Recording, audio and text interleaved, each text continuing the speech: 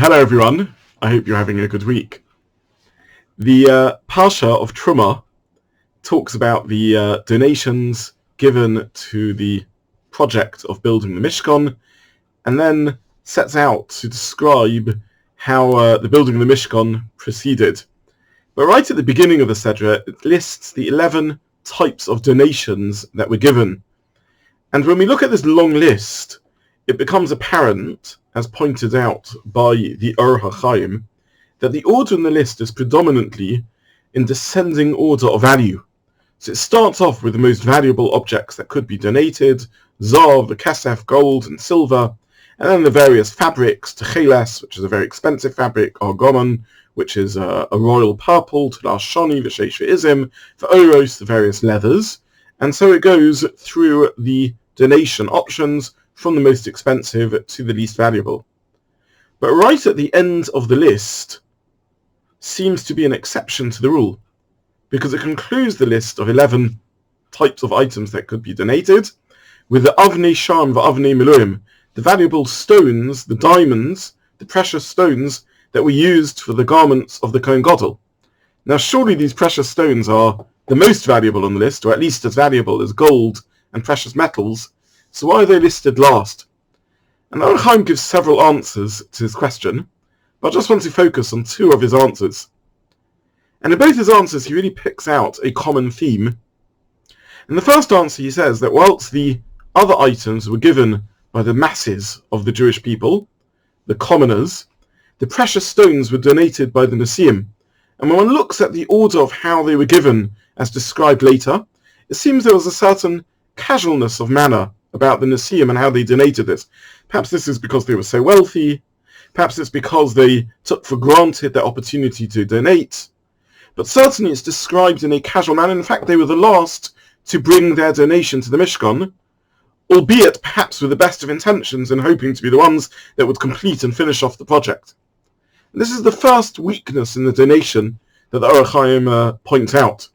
The second point he makes is based upon a midrashic understanding brought in the Gemara in Yoma, that whilst the rest of the items donated were items that were given with self-sacrifice, precious items given by their donors in order to beautify and enable the Beis HaMikdash, the Mishkan, to be built, these precious stones were found through nace, through miracle. They somehow descended along with the mon, and therefore didn't involve people needing to reach deep into their pockets in order to donate.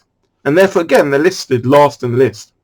But the common denominator in both ideas of the Or HaChaim is that what makes a donation valuable is not its absolute objective worth, but is the internal dedication, struggle, difficulty, sacrifice, and inner value that we place on what we're giving. And the truth is, the theme of donation is one central to the Sedra and actually central to our lives. The Sedra, as pointed out by the Lubavitcher Rebbe, is called Terumah, donation. It's not named after the great project of the Sedra, the Mishkan, the tabernacle, the temple that is built, but after the donation that is given, the donation given by us. Meaning to say that even though Hashem wants this world to be a place where his presence is experienced, as perhaps best epitomized by the Mishkan, the temple, the Beis HaMikdash, nonetheless he only wants to do so in partnership with us. And therefore it's our donation that really makes this possible and makes a difference. And a donation, whether money or in time and effort, is a very, very important concept, because much of our lives we spend involved in mundane pursuits. Most of our waking lives are perhaps spent in earning our livings, which can appear to be something very far from true spiritual value. But when we use that time, when we use the resources that we've achieved, when we take that mundane pursuit and we elevate it to wonderful achievements, whether internally within our family and our community, or externally to do good and donate, we are, through so doing, elevating everything that we are part of. And the effort we put into that, the sacrifice involved in that, is what really signifies its true value. And I've been thinking a lot about this, particularly in these times, when in terms of external objective achievement, perhaps we can feel we're achieving less than usual. We're not able to go out, we're not able to be active. Days perhaps run into other days without us being able to single out exactly what we've done and exactly what we've achieved. But Lefum Sarah Agra, according to the effort is the reward, both the reward granted to us by Hashem and the inner reward, the quality of personality that we develop through this. This is certainly a time of sacrifices, a time of difficulty.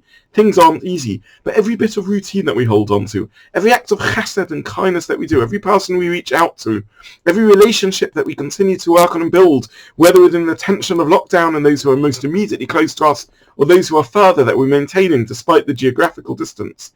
It's that effort, it's that difficulty that makes true value and worth. And even Avnei Shalom, the precious stones, can be last on the list because despite their external value, their inner worth was lacking. And something far cheaper, far less valuable, but given with a real inner effort, a real dedication, perhaps in hard and difficult times, that's how value is measured, and that's how Terumah, the elevation of a donation, is made that brings the divine onto earth and creates a Mishkan. I wish you good Shabbos, Shabbat Shalom. Be well.